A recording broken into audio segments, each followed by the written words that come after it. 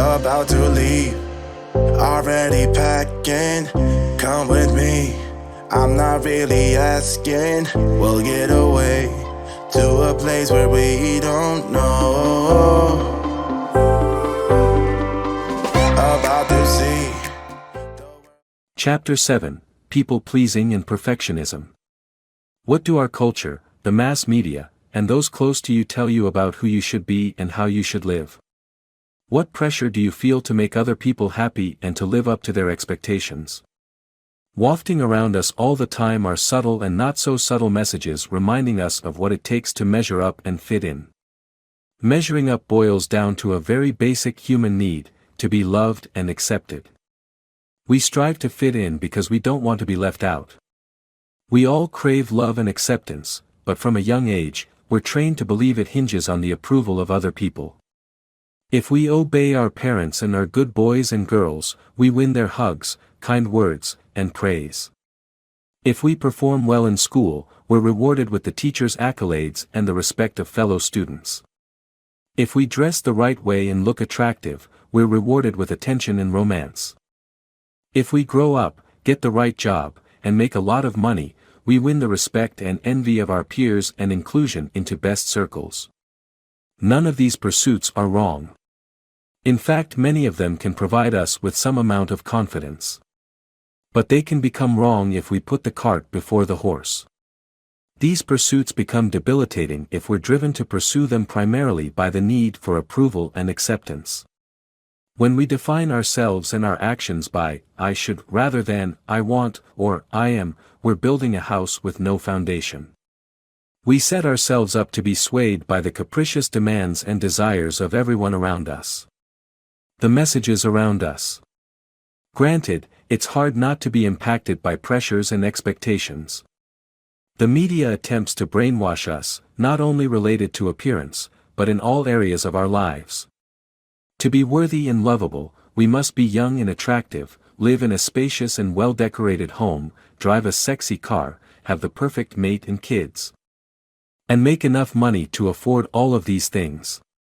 In addition, there are people shouting at us about our political views, what our religious beliefs should be, what kind of food we should eat, how we should raise our children, and how we should spend our free time. Even if we could block out the extraneous noise from society telling us who we should be and what we should do, we often have family and friends offering up their expectations for us. If you were raised in a family where love hinged on towing the line, being compliant, and responding to guilt trips, you may be deeply entrenched in the quicksand of should. There are parents of adult children who still control and manipulate to get what they want, and there are many adult children who facilitate this behavior by responding to it for fear of rejection. The need for constant approval also can result from an overdeveloped fear of failure. This fear often is a response to early experiences of criticism or harsh judgment when you made a mistake as a child. Even if the critical adult is no longer in your life, the anxiety and need to please remain. To cope with this anxiety, we do everything we can to be perfect and ensure everyone is happy. According to transformational psychologist and author J. Early, Ph.D., if you're a people pleaser, you often try to be who others want you to be, to agree with them, to fit in. You may not be consciously aware that you are doing this, but there is a part of your psyche that wants to please others in order to avoid reactions that you are afraid of. Here are some of the behaviors Dr. Early suggests are common to people pleasers. I try to be who someone wants me to be. I am afraid to rock the boat. It is hard for me to know what I want.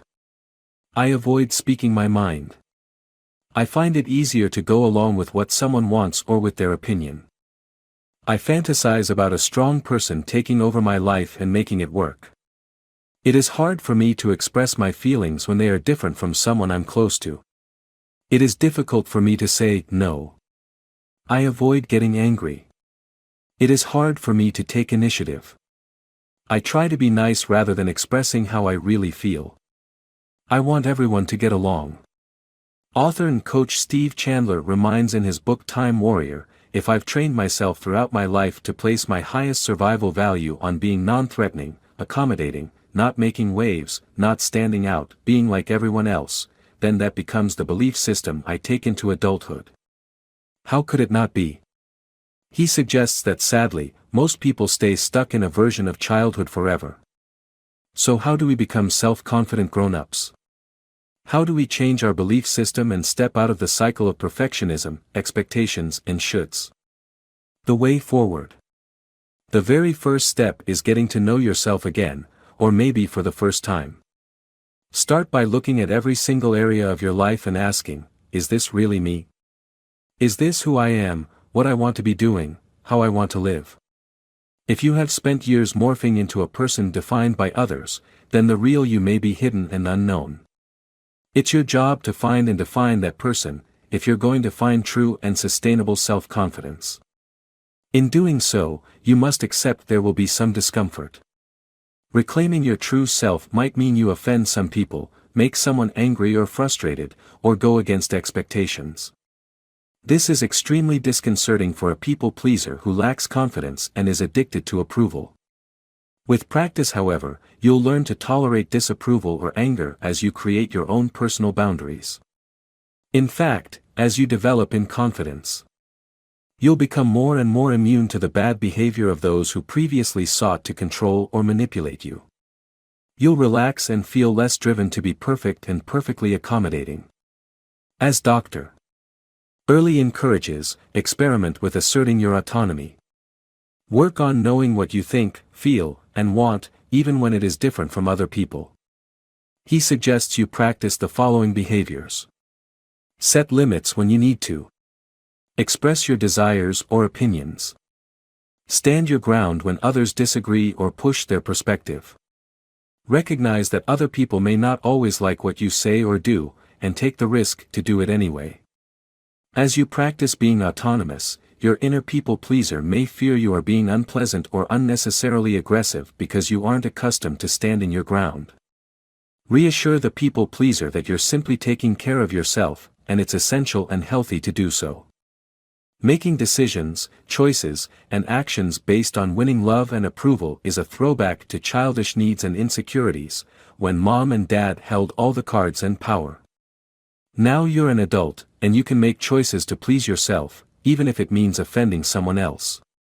You can certainly make the decision to please or accommodate, but this choice should be made from a place of power and love, not insecure need.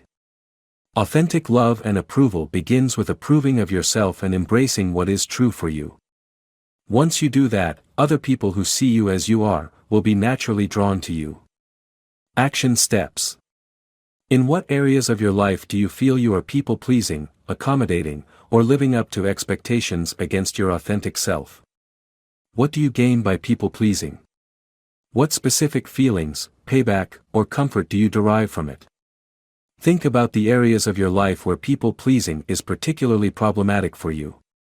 If you could be the person you wanted to be in these areas, who would that person be and how would you behave differently?